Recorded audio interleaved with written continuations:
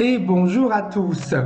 Alors, cette vidéo, c'est un petit peu pour vous expliquer la différence entre un télépathe et un canal.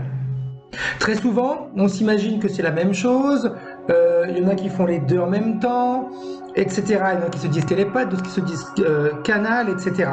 C'est un grand micmac et on a du mal des fois à avoir les idées claires et à comprendre un petit peu que s'il y a une différence, et si différence il y a, quelle est la différence? Alors, je peux vous parler des deux, pourquoi? Parce que j'ai testé les deux et je me suis rendu compte de la différence. Quand vous êtes télépathe, vous allez chercher l'information et vous allez vérifier l'origine de l'information, voir si l'information est propre, si elle est polluée, qui vous la donne, d'où elle arrive et quel est le but de cette information. Ça, c'est important parce que ça permet d'aller vérifier en réalité si l'information que vous venez de recevoir ou que vous avez trouvée, elle est faite pour vous faire avancer ou pour vous limiter. Parce que vous savez très bien que de toute façon maintenant, ceux qui me suivent, les interférences sont partout et se présentent sous n'importe quelle forme.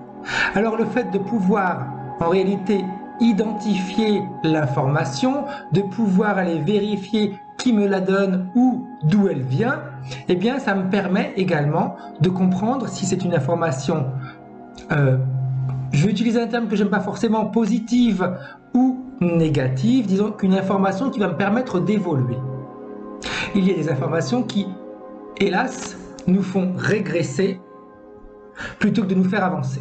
Ça, c'est vraiment le gros avantage d'être télépathe, c'est qu'on se connecte à l'information, on va la chercher et on voit qui envoie cette information. Le canal, lui, c'est complètement différent. Anne-Charlotte, la télépathe, une télépathe qui travaille avec moi, a fait une belle métaphore, on va dire, une belle image du canal. Le canal, c'est quoi? C'est quelqu'un qui va se connecter et va recevoir les informations. Et il va les retransmettre exactement en réalité comme quand vous allumez votre télévision et que vous choisissez une chaîne.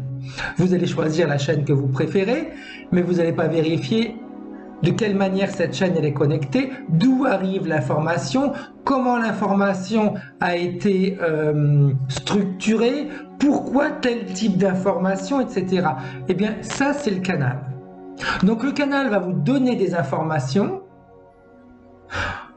mais il n'aura pas la possibilité d'aller vérifier qui donne ces informations. Alors il va pouvoir le voir sous forme d'ange, sous forme d'être bienveillant, etc. Mais comme on sait maintenant que la majeure partie des êtres qui vivent dans des mondes parallèles, ou dans des mondes avec des fréquences différentes des nôtres, certains d'entre eux, beaucoup d'entre eux, peuvent prendre des formes complètement différentes. Ça, c'est la grosse différence entre le canal et le télépathe. Le télépathe vérifie l'information, il va jusqu'à la source de l'information. Le canal, il reçoit l'information et il distribue.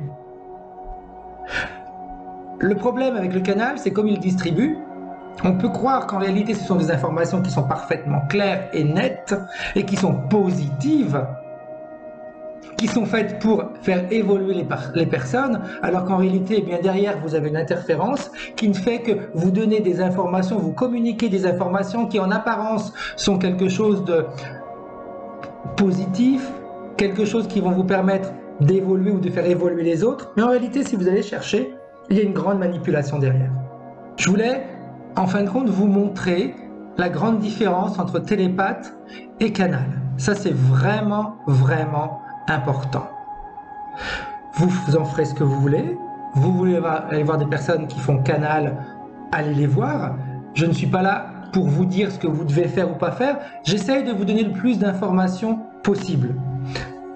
Si vous avez envie, faites des commentaires en dessous de la vidéo. Ça me permet, comme je vous dis la dernière fois, eh bien de voir un petit peu ce que les personnes pensent. Ça me permet peut-être également d'ouvrir de nouvelles portes, de nouvelles manières de penser. La chose importante, c'est que je demanderai à chacun d'entre vous de rester correct dans vos commentaires. On peut être d'accord, on peut ne pas être d'accord, mais il y a les bons mots et les bons termes à utiliser. Bonne journée à vous. Au revoir.